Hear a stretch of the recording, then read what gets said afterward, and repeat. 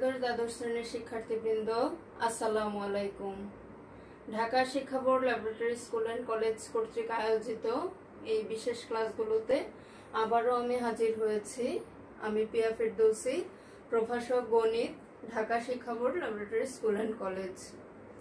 আজকে আমি তোমাদের উচ্চতর গণিত প্রথম পত্রের চতুর্থ অধ্যায়ের বৃত্ত থেকে কিছু অংশ নিয়ে আলোচনা করব।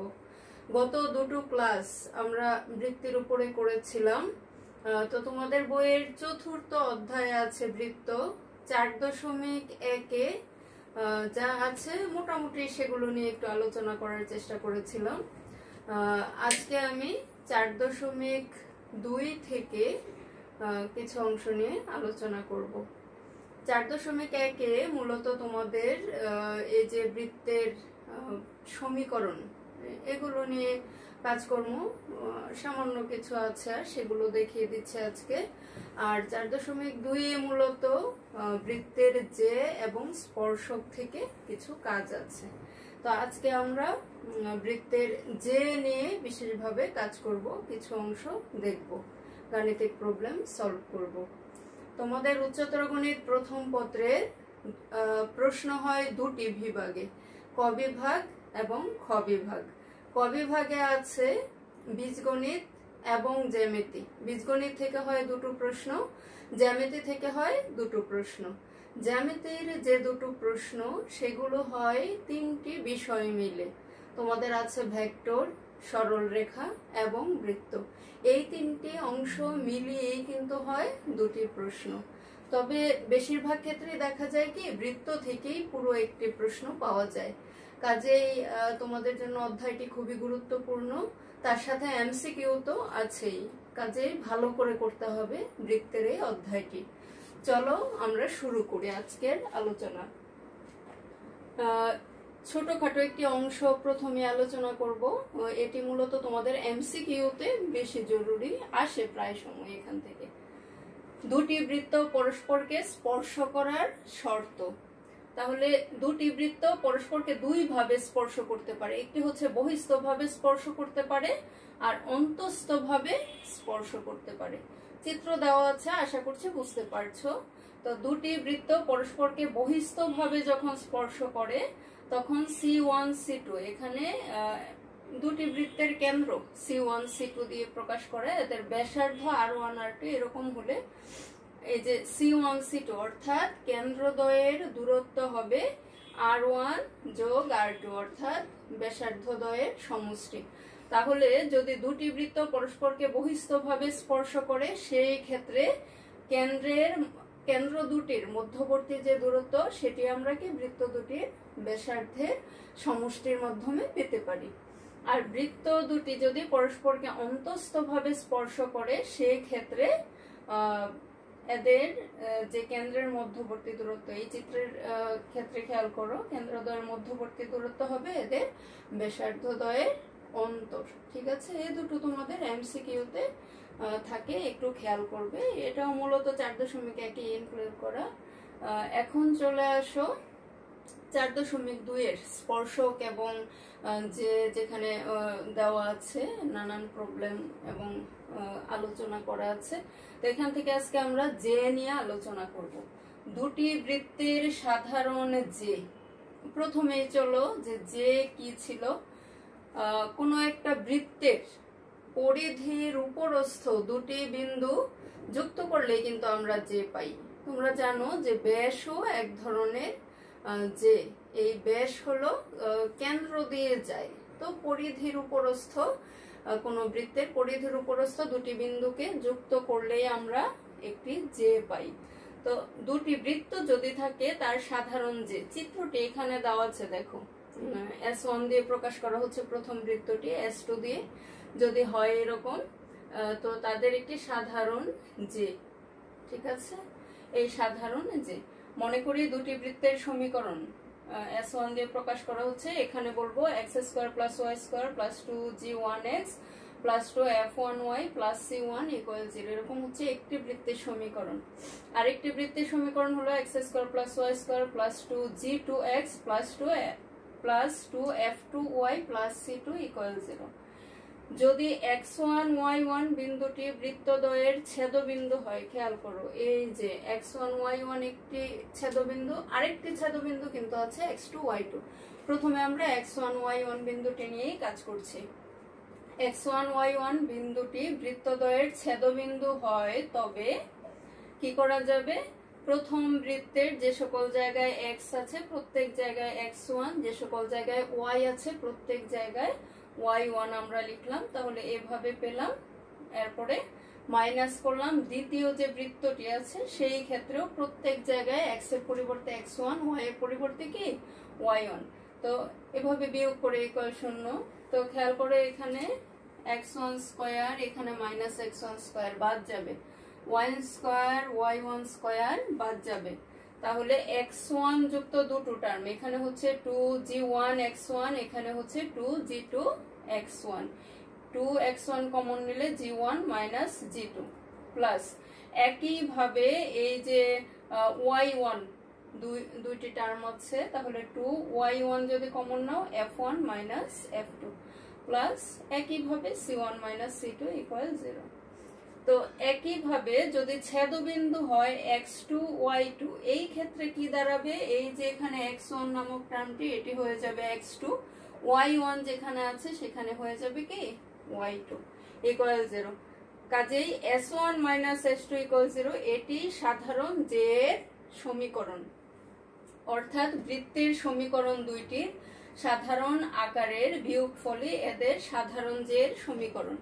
এখানে আমরা একটি ব্যাপার খুব ভালোভাবে মনে রাখবো, যে এখানে দেখো x square plus y square, দ্বিতীয় যে বৃত্ত সেটিও x স্কয়ার প্লাস y স্কয়ারে আছে, এই ফর্মে আছে।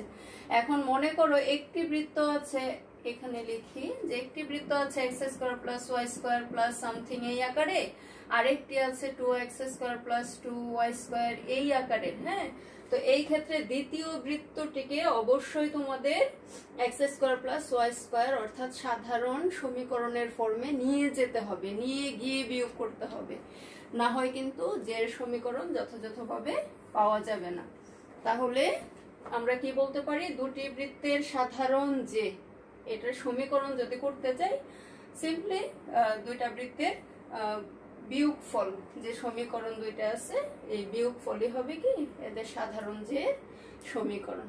ঠিক আছে,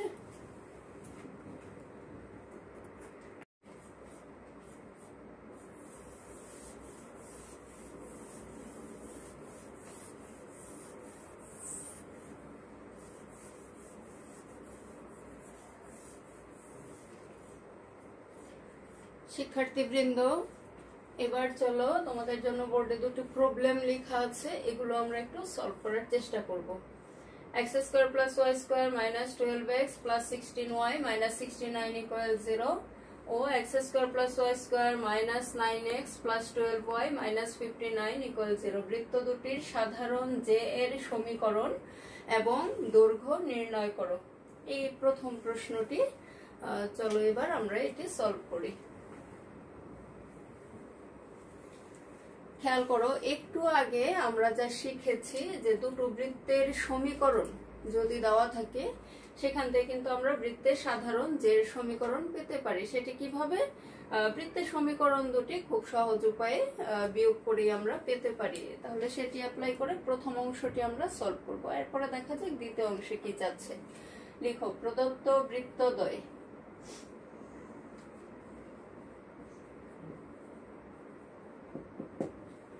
কি দেওয়া আছে, x square plus y square 12x 16y minus 69 equal 0, minus 12x plus 16y minus 69 equal 0, এটাকে দিচ্ছি 1 নং। আর আরেকটা কি, x square plus y square minus 9x 12y minus 59 equal 0,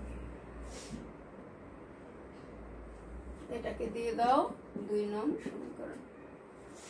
এখন লিখো যে সুতরাং সাধারণ জের সমীকরণ, therefore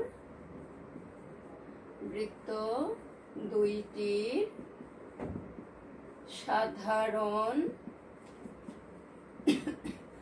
যে এর সমীকরণ।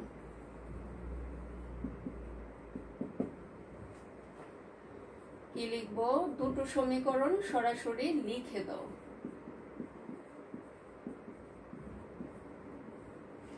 Minus x square y square minus 9x 12y minus 59 equal 0। X square y square বাদ যাবে, মাইনাস 12x আর এখানে চলে আসলো প্লাস 9x, 16y আর এখান থেকে আসলো minus 12y, minus 69 plus 59 equal 0। কি পাচ্ছি? মাইনাস 3x প্লাস 4y আর মাইনাস 10 ইকুয়াল 0। তাহলে হচ্ছে 3x minus 4y plus 10 equal 0। এই যে পেলাম, এটি কি বৃত্ত দুটির সাধারণ যে সমীকরণ। তাহলে আমরা প্রথম অংশটি পেয়ে গেলাম। এবারের দৈর্ঘ্য নির্ণয় করব, যে সাধারণ যেটি আছে তার দৈর্ঘ্য। আমরা একটু টুকে নিচ্ছি, 3x 4y প্লাস 10 ইকুয়াল 0। এটা পেয়েছিলাম সমীকরণ।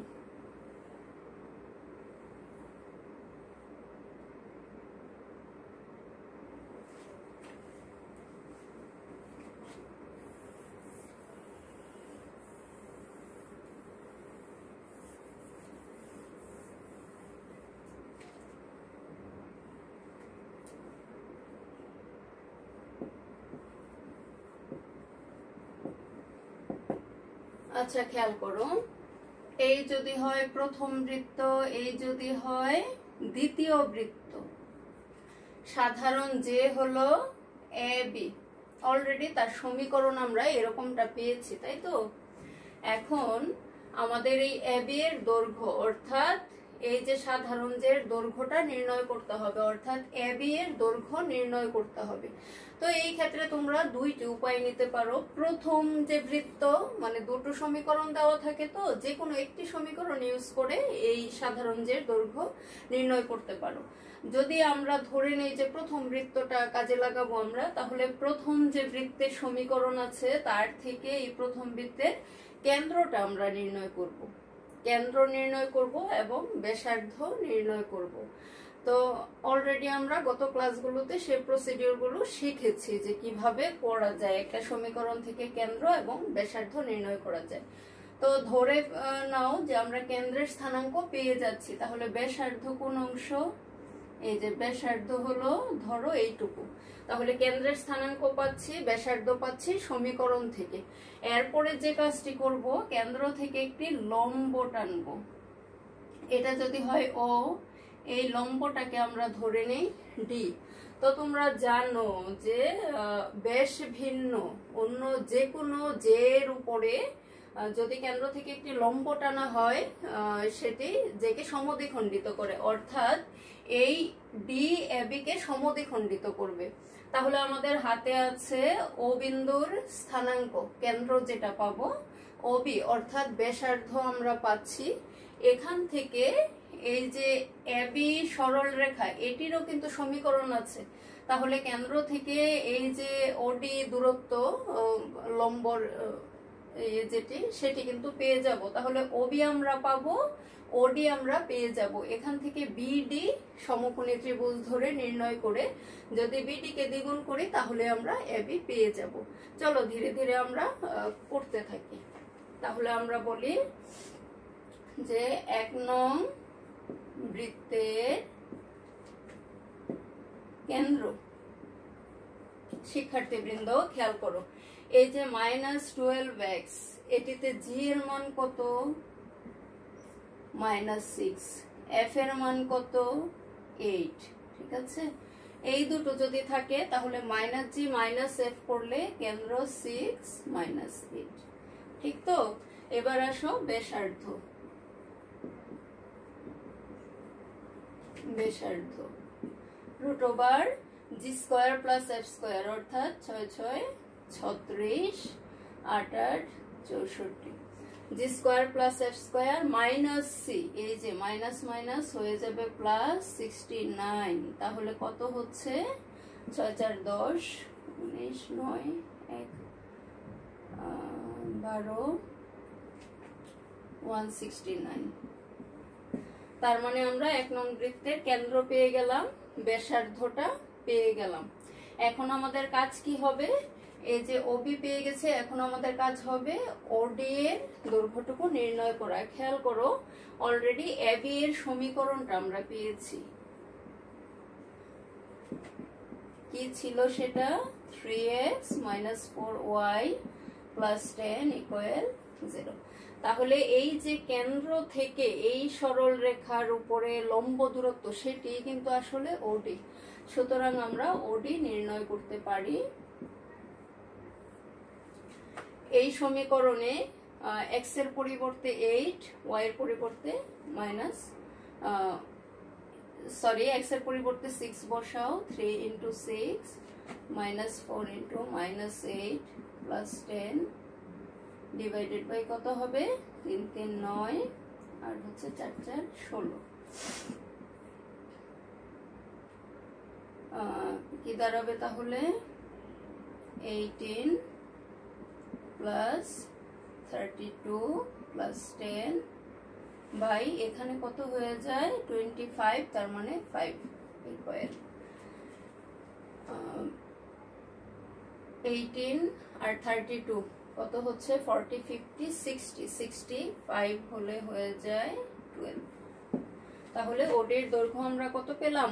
12। অলরেডি আমরা ওবি এর পেয়েছি 13, ওডি পেয়েছি 12। এখান থেকে খুব সহজেই দেখো, এইটুকু যদি লম্ব হয়ে থাকে, বিওডি একটা সমকোণী ত্রিভুজ, কাজে এখান থেকে আমরা বিডির দৈর্ঘ্যটা বের করতে পারি। দেখো যে এখন ত্রিভুজ বিওডি হতে কি লিখবো? OB square equal OD square plus BD square. কার মান দরকার আমাদের? বিডি এর মান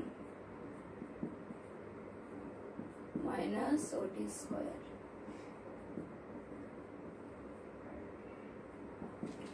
ওবি কত ছিল আমাদের? 13 মাইনাস 12 স্কয়ার 169 144। এখানে থেকে যায় হচ্ছে 25, তাহলে বিডি = 5। এখন যেহেতু বিডি আমরা 5 একক পেয়ে গেলাম, তাহলে এবি কি পাবো? 2 × বিডি।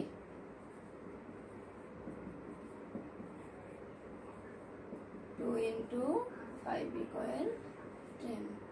Therefore সাধারণ যে এর দৈর্ঘ্য 10 একক। তাহলে এই আমরা পেয়ে গেলাম দ্বিতীয় অংশ। আমরা প্রশ্নটা চলো আবার একটু দেখে নিই। যে দুটো বৃত্তের সমীকরণ দেওয়া আছে, এর থেকে সাধারণ যে, সিম্পলি দুটো বৃত্তের সমীকরণ বিয়োগ করে আমরা পেয়ে যাচ্ছি। আর সাধারণ যে দৈর্ঘ্য নির্ণয় করতে গেলে আমরা যে প্রসিডিওর ফলো করব সেটি হলো, আমরা প্রথম বৃত্তটি নিয়ে কাজ করেছি। চাইলে কিন্তু তোমরা দ্বিতীয় বৃত্তের কেন্দ্র ব্যাসার্ধ নিয়ে একইভাবে কাজ করলে একই রেজাল্ট আসবে, ঠিক আছে? তো প্রথম বৃত্তের প্রথমে আমরা কেন্দ্র এবং ব্যাসার্ধটুকু নির্ণয় করেছি। এই যে ব্যাসার্ধটুকু আমাদের যখন আছে, তখন আমরা ওডি এর দৈর্ঘ্যটা নির্ণয় করব। সেটা কিভাবে? এই সাধারণ যে কেন্দ্র থেকে যে লম্ব দূরত্ব, সেটাই কিন্তু ওডি। তাহলে এভাবে আমরা ওডি এর দৈর্ঘ্যটুকু পেয়ে গেলাম। এরপর আমরা বিওডি একটা সমকোণী ত্রিভুজ চিন্তা করে এখান থেকে বিডি এর মান নির্ণয় করলাম। বিডি এর মান যখন পেয়ে গেলাম, এবি এর মান বিডি কে দ্বিগুণ করলেই পেয়ে যাব। তাহলে এভাবে দুটো বৃত্তের সাধারণ যে এবং তার দৈর্ঘ্য আমরা নির্ণয় করতে পারি। চলো এবার 2 নম্বর প্রশ্নটি দেখি আমরা।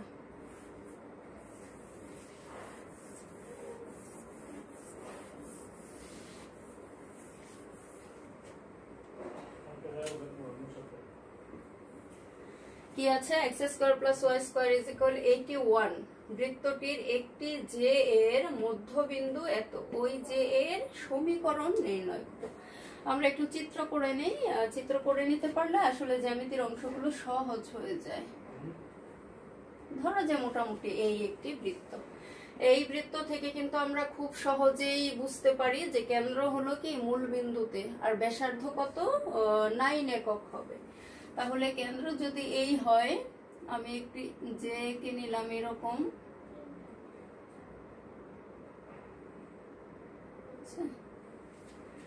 তো x square plus y square is equal 81। এখানে কেন্দ্র আমি দিতে পারি যে 0 0, ব্যাসার্ধ 9, সেটি লাগলে দিয়ে নিব। একটি যে এর মধ্যবিন্দু -2 3। তাহলে এই যে AB যে আঁকলাম, এর মধ্যবিন্দু যদি আমি D ধরি, D এর স্থানাঙ্ক কত -2 3। ঠিক আছে, ওই যে সমীকরণ, অর্থাৎ এখানে AB এর সমীকরণটি আমাকে নিয়ে আসতে হবে। শিক্ষার্থীবৃন্দ খেয়াল করো একটু, আমরা কিভাবে করতে পারি প্রাথমিকভাবে একটু ধারণা নিয়ে শুরু করি। যে বৃত্ত দেওয়া থাকবে সেটা যে কোনো ভাবে থাক, এটা থেকে তোমরা কেন্দ্র নির্ণয় করে ফেলবে। যেমন এই বৃত্তের কেন্দ্র আমি আইডেন্টিফাই করলাম যে মূল বিন্দুতে 0 0-তে। এরপরে যে কাজটি করব, একটি যে এঁকে নিয়েছি, আঁকার পরে এর মধ্যবিন্দু কেন্দ্রের সাথে যুক্ত করে নিয়েছি। তো তোমরা জানো যে বেশ ভিন্ন যে কোনো যে যদি হয়, তার মধ্যবিন্দুর সাথে কেন্দ্র যুক্ত করলে যে রেখাংশটি পাই সেটি কিন্তু যে এর সাথে লম্ব আকারে থাকে। তাহলে আমরা এখন এটি যদি কেন্দ্রের নাম দেই ও বিন্দুর স্থানাঙ্ক 0 0, ডি বিন্দুর স্থানাঙ্ক -2 3, খুব সহজেই ওডি রেখাংশের সমীকরণ আমরা নির্ণয় করতে পারি, যে দুটো বিন্দু দেওয়া থাকলে যে সরল রেখা হয় সেই সূত্র ইউজ করে। আর যদি ওডি এর সমীকরণ পেয়ে যাও, তখন এবি এর সমীকরণ ইজিলি নির্ণয় করতে পারবা যে ওডি এর লম্ব রেখার সমীকরণ কি। আশা করি বুঝতে পারছো। চলো আমরা ধাপে ধাপে কাজগুলো করি। তাহলে লিখো প্রদত্ত বৃত্ত x square plus y square is equal 81। therefore বৃত্তটির কেন্দ্র 0 0 এবং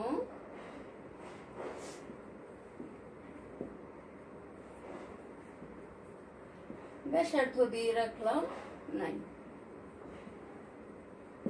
আচ্ছা, এবার আসো, যেহেতু চিত্র করেছি লিখি যে চিত্রে এবি যে এর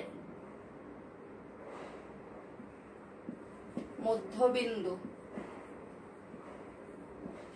কি আছে, এটা ডি -2 3। ঠিক আছে, এখন আমরা বলবো যে যেহেতু ওডি এবি এর সাথে লম্ব, কাজেই যদি ওডি এর সমীকরণটা আমরা নির্ণয় করতে পারি, তাইলেই ফাইনালি এবি এর সমীকরণ পেয়ে যাব। এখন লিখলাম যে সুতরাং ওডি রেখার সমীকরণ কিভাবে হবে, x - x1 0, x1 - x2 is equal y - y1, y1 - y2। তাহলে হচ্ছে 2y is equal -3x বা 3x plus 2y is equal 0। ওডি রেখার সমীকরণ আমরা এটি পেয়ে গেলাম, এটাকে একটা সমীকরণ দিয়ে রাখি। এবার বলবো যে ওডি রেখার লম্ব এ হলো কি এবি। এটা একটু বুঝিয়ে লিখো, যেহেতু ওডি লম্ব এবি, therefore এবি রেখার সমীকরণ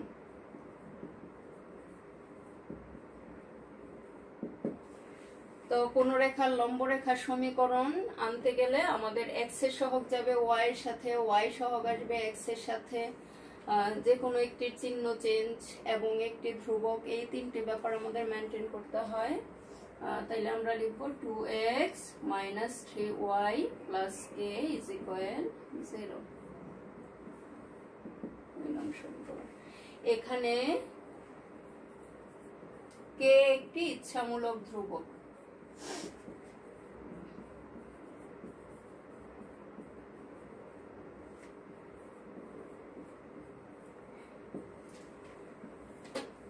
এবার খেয়াল করো, এই কে এর মান নির্ণয়ের জন্য এই যে 2 নং সমীকরণ, এই 2 নং রেখাটি আসলে কোন বিন্দু দিয়ে যায়? 2 নং রেখা মানে হচ্ছে এই এবি রেখাটি, এটি ডি বিন্দু দিয়ে যাচ্ছে। তাহলে এই কথাটি লিখবো যে 2 নং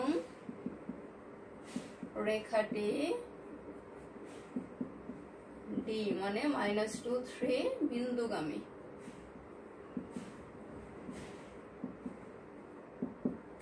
Therefore 2 into x এর পরিবর্তে -2 -3 into y এর পরিবর্তে 3 plus k is equal 0।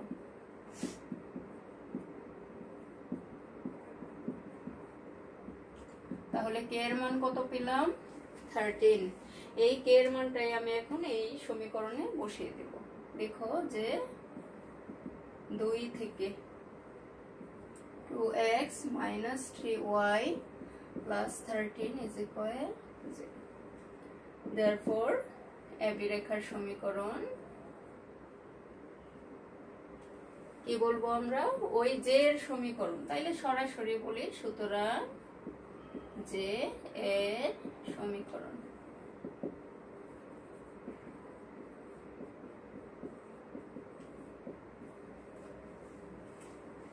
তো শিক্ষার্থীবৃন্দ, অনুরূপ প্রশ্ন তোমরা একটু মনোযোগ দিয়ে প্র্যাকটিস করবে। আবার আগামী ক্লাসে দেখা হবে, আমরা তখন ইনশাল্লাহ স্পর্শকে কিছু প্রবলেম নিয়ে ফিরে আসব। ভালো থাকবে সবাই, পড়াশোনা চালিয়ে যাও, ঘরে থাকো, নিরাপদে থাকো। আসসালামু আলাইকুম।